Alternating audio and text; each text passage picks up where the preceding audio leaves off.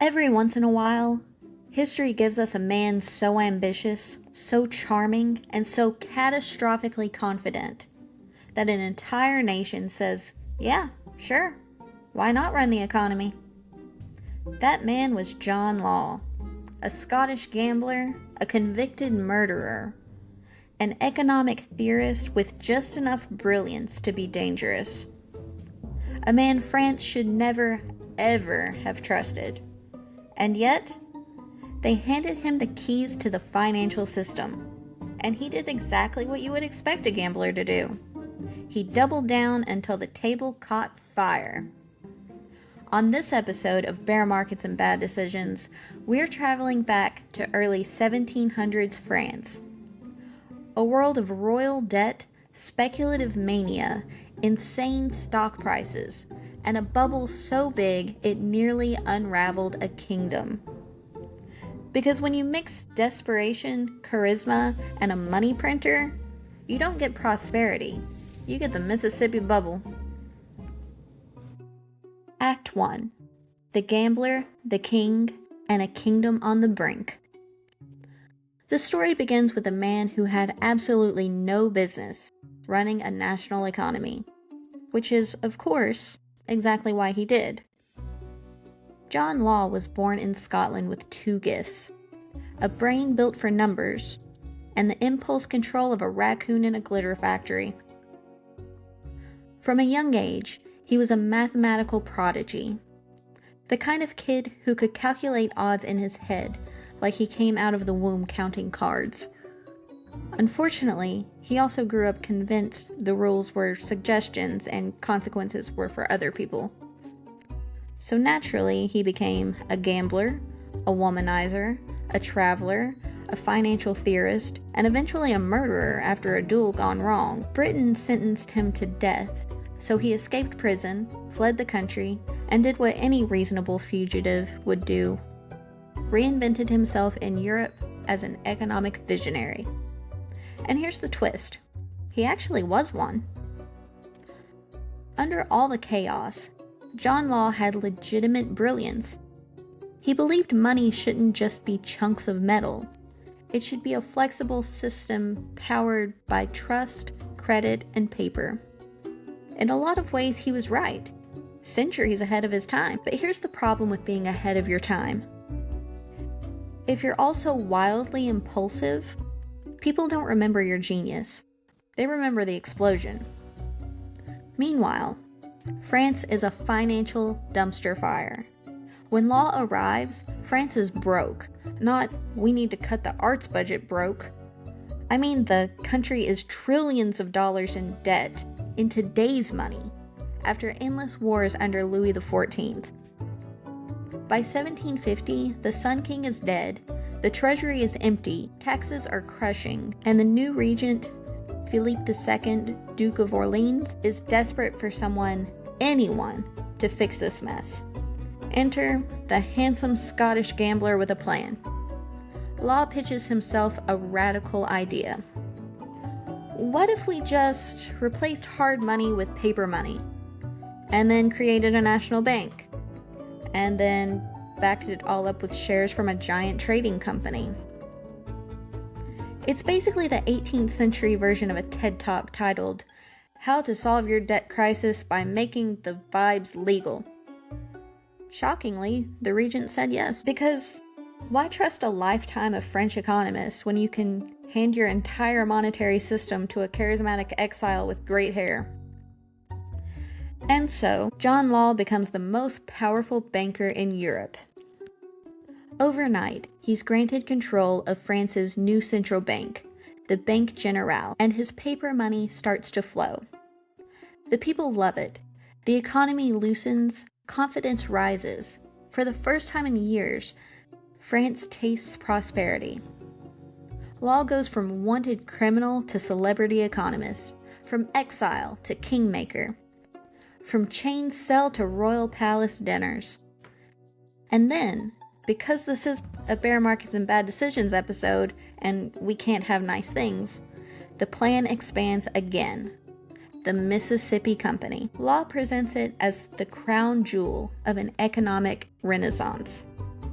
a vast trading enterprise controlling French territories in North America, including the area around the Mississippi River. He promises endless land, endless trade, endless riches, endless opportunity, and maybe a few cities filled with gold, because who's going to check in 1717? Investors lose their minds. Shares skyrocket. People sell their homes to buy in. Servants become millionaires. Paris buzzes with a kind of financial FOMO the world has never seen. And at the center of it all, John Law, gambler, murderer, visionary, holding the levers of a nation.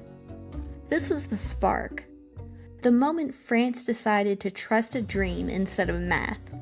The moment a bubble began inflating faster than anyone could comprehend. And the craziest part? Everyone thought it was working.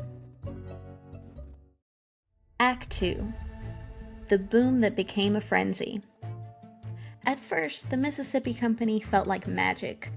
Shares didn't rise, they levitated. People weren't investing. They were converting to a financial religion, and John Law was the high priest of prosperity. His paper money was everywhere. His company controlled half the economy, and his headquarters on Rue Quincampoix became the Wall Street of Paris, except with worse hygiene, louder arguing, and significantly more wigs. Rue Quincampoix was the world's first meme stock arena. Imagine a narrow, chaotic street filled with thousands of people, shoulder to shoulder, but none of them are doing what they're supposed to be doing.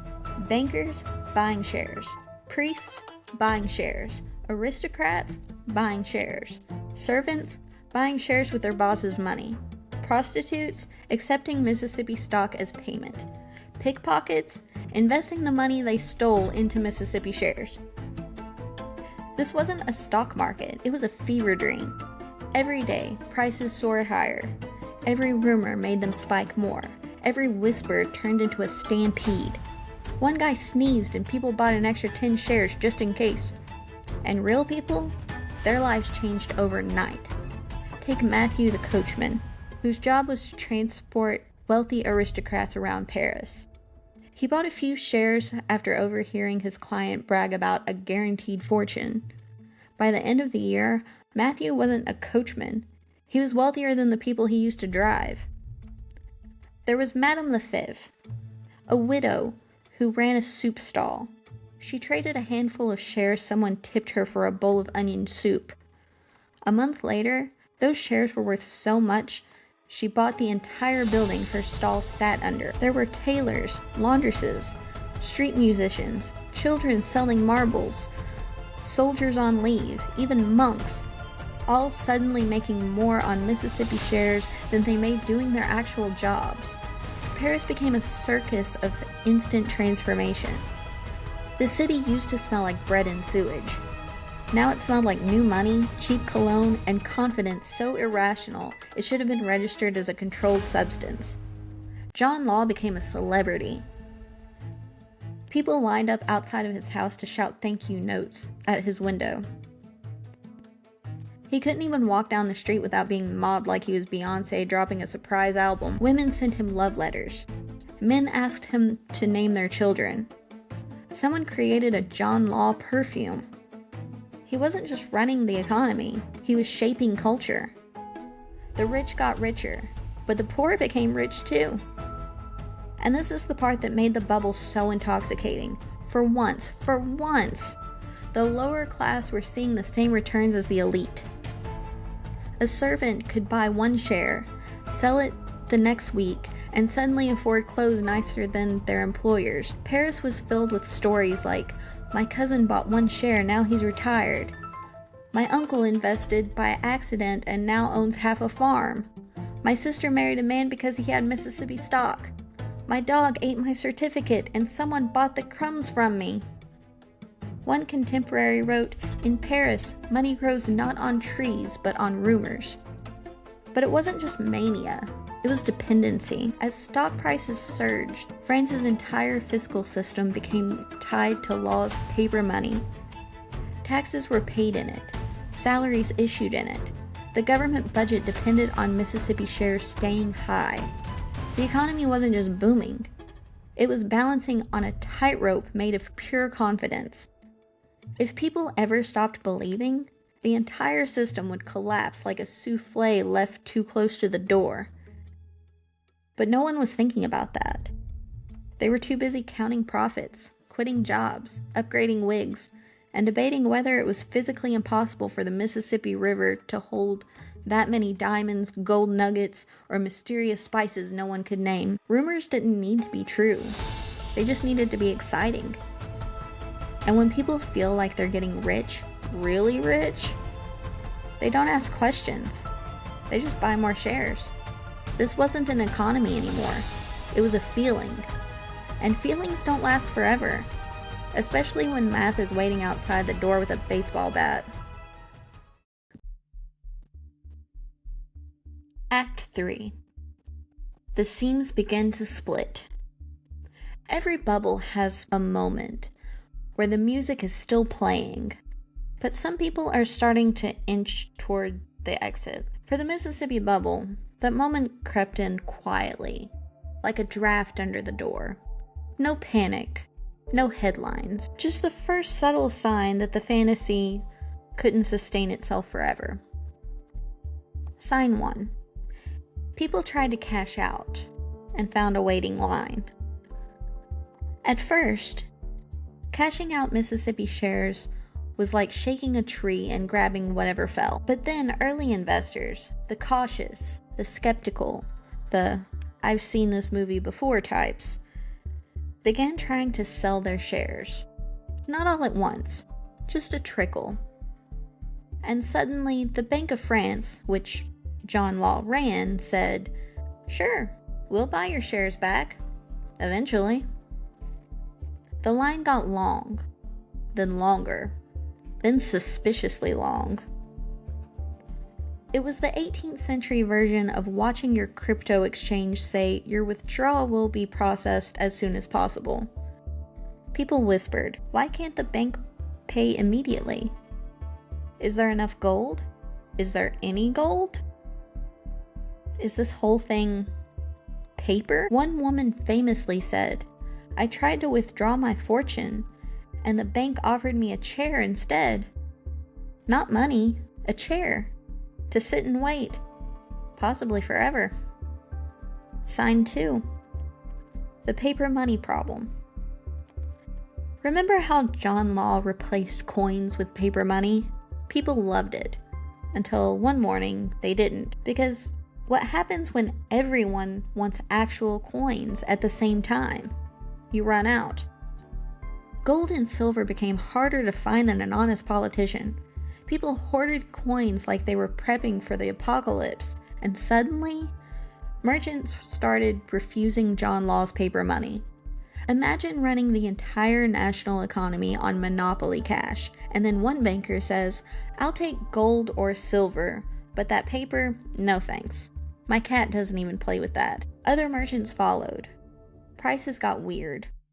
Bread one day cost 2 notes, the next day 6, then back to 3. The economy didn't know what reality was anymore. Sign 3. Rumors about Louisiana turned sour. It didn't help that the real news trickled in from the Mississippi Territory, and it was not the fantasy Paris had been sold. The land wasn't a glittering empire. It was a mosquito-filled swamp the French barely controlled. Settlers didn't find gold and pearls. They found humidity and disappointment. A letter from a French soldier read, "If this place contains treasure, it is hiding from me very well." Another wrote back home, "The mosquitoes are large enough to vote." Word spread. Confidence wobbled. Suddenly, the dream of Louisiana riches started sounding less like prosperity and more like a fever. Sign number 4. Rich people got nervous. Here's the thing about the wealthy. They never panic last. They panic first, quietly.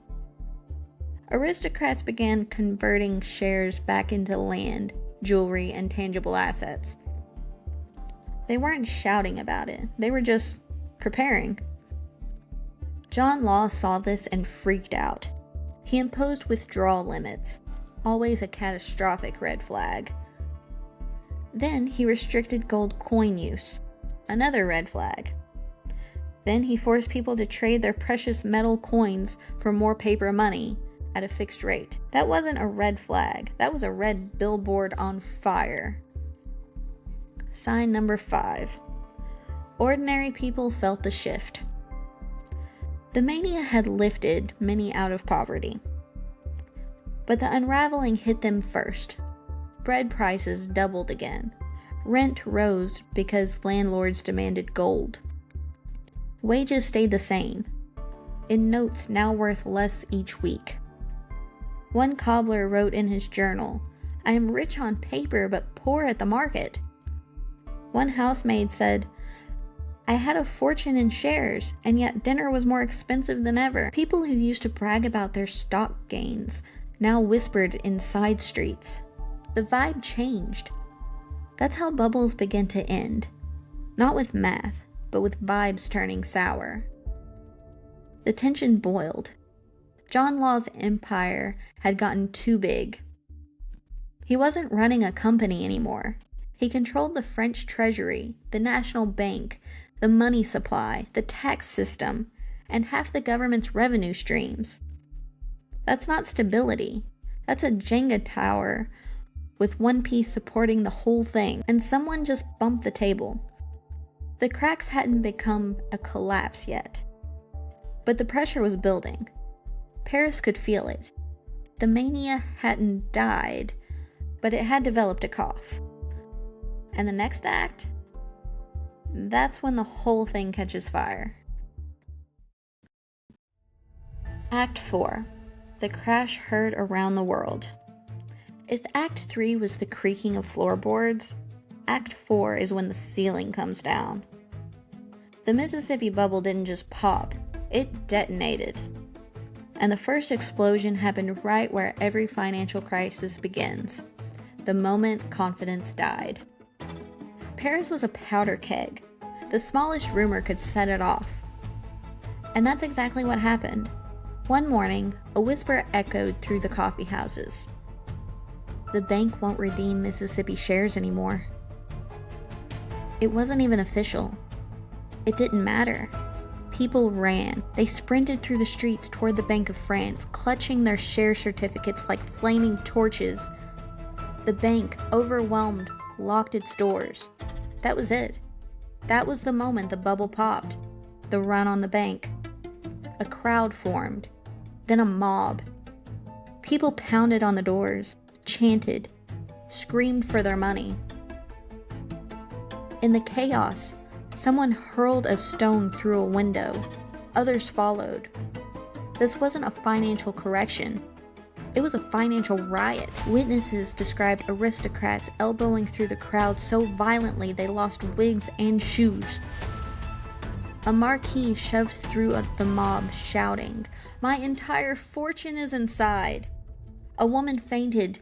A man climbed onto a carriage yelling, "The gold is gone, we are ruined." Whether it was true didn't matter. A financial system doesn't need facts to collapse.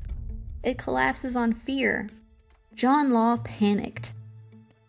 The architect of the entire scheme, banker, visionary, gambler, and now the most powerful man in France, made the fatal mistake all bubble creators eventually make. He tried to fix a confidence crisis with policy. He capped gold withdrawals, outlawed owning more than a small amount of coins, devalued the currency, printed more paper to support the system, slashed the official price of Mississippi stock by decree. It was like trying to put out a house fire with a cup of tea. Every attempt made things worse. One decree was so wildly unpopular that an angry crowd literally chased Law's carriage through the streets until guards intervened. The crash became a collapse. Mississippi stock didn't just fall, it plummeted. Prices went from astronomical to catastrophic in weeks. A share once worth 10,000 livres crashed to 500, then 100, then nothing. People who were millionaires one month became beggars the next. The government, which had shoved law's system down the country's throat, was forced to admit the unthinkable. The currency was worthless. The stock was worthless. The Mississippi dream was dead. Real France fell apart. It wasn't just investors who suffered. Shops closed because nobody trusted paper money. Soldiers went unpaid. Grain shipments stalled. Wages were frozen. Merchants demanded gold only, and gold was gone. Paris literally ran out of bread for days. One witness wrote, "People burned their banknotes for warmth, for they had no other use." Another described neighbors losing everything. In one house they had wine, meat, fine cloth. Within a fortnight they had none of those things. They had nothing but grief.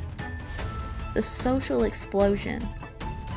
The Mississippi bubble didn't just wreck the economy, it wrecked trust. People no longer believed in paper currency, the bank, the monarchy, or the promises of the state. Law became the most hated man in France, a villain so despised that crowds gathered outside his home with torches. He fled Paris disguised as a woman, riding away in a carriage under the cover of night. A fitting exit for a man who built an empire made of paper. France's finances were so crippled by the collapse that it never fully recovered. The disaster wiped out generations of savings, hollowed the middle class, destabilized the monarchy's credibility, and set the stage for the rage that would explode decades later in the French Revolution.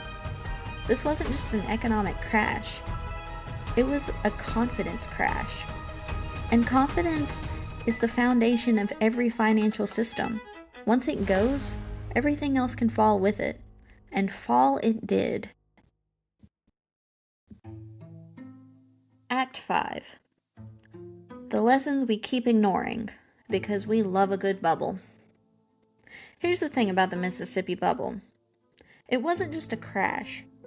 It was a warning label for an entire future of capitalism. A warning we've ignored so many times, it's starting to feel like a tradition. Because everything John Law built, everything France fell for, everything that detonated in 1720, we've done it again, and again, and again. So what lessons can we take away? Lesson 1. If something seems too good to be true, people will still buy it anyway. The Mississippi Company promised riches from a land most investors couldn't find on a map. Modern translation? The next big crypto token, the can't lose startup, the revolutionary tech that definitely isn't just vibes, real estate deals in cities you've never visited. John Law didn't invent FOMO, he just gave it a French accent. Lesson 2.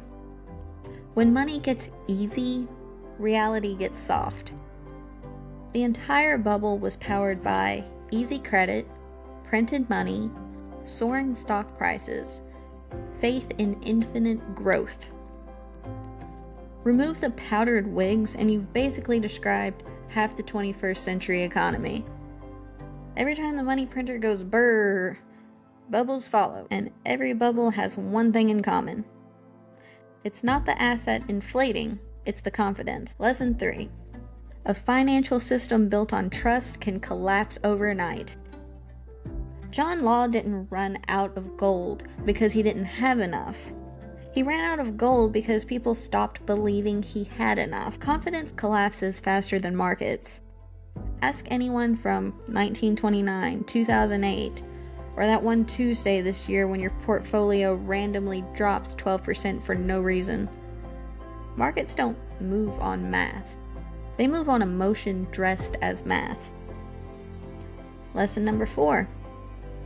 Bubbles always hurt the same people. Every single time. The wealthy lose paper wealth. The poor lose real wealth. In 1720, aristocrats lost investments. Peasants lost their livelihoods. It wasn't a crash. It was a redistribution upward. Every bubble is regressive. Every crash is regressive. There's always one group that pays the full price. The people who never had a margin for error. Lesson number 5. The real damage isn't the crash, it's the aftermath. France didn't just lose money. France lost faith in banks, in currency, in its leaders, in its system. And once a society loses faith, once the middle class stops believing the game is winnable, that's when revolution starts simmering. The Mississippi Bubble didn't cause the French Revolution, but it lit a fuse that burned for decades. When people feel like the system is stacked, when wealth is fake on the way up and real on the way down, they don't forget. Not then, not now. Lesson number 6. We are never as far from 1720 as we think. The Mississippi Bubble isn't ancient history, it's a mirror. Every economic mania since has been a remix. .com, John Law in a hoodie. 2008, John Law with a mortgage. Meme coins, John Law on Reddit. A stock going to the moon because a guy on YouTube said, "Trust me," John Law with a ring light. It's always the same 3 ingredients. Hype, leverage, blind faith. Add liquidity and stir. Why this matters now? Because bubbles aren't just financial. They shape culture, they shape belief, they shape trust. And when trust breaks, systems wobble, governments scramble, people panic, institutions retreat, confidence collapses. And the whole economy starts acting like a crowded coffeehouse in Paris in 1720, one rumor away from a stampede. The real moral of the Mississippi Bubble: if you build a financial system on hype, you will get fireworks, but you will not get stability. John Law's experiment wasn't a failure of math, it was a failure of human nature. And human nature hasn't updated its operating system in 300 years. So if you're walking away from this episode thinking, wow, people in 1720 were as gullible as people in 2026, congratulations, you have officially learned economic history. Because bubbles don't pop because the math changes, they pop because vibes change. And if history tells us anything, it's that humans will build a new bubble the second this one finishes leaking. If you enjoyed this little stroll through the 18th century financial chaos, or if you're now side-eyeing your investment app a little harder than usual, do me a favor. Follow or subscribe to the show, leave a review or a thumbs up, and if you're watching on YouTube, hit that like button so the algorithm knows you enjoy historical disasters as much as I do. It really does help more than you think. The more you interact, the more the platform goes, oh, you want more economic train wrecks told by a millennial with a bear mascot? Got it. This has been Bear Markets and Bad Decisions. I'm Heather Shell, and until next week, remember, if your entire economy starts looking too good to be true, don't panic. Just check whether John Law has been reincarnated.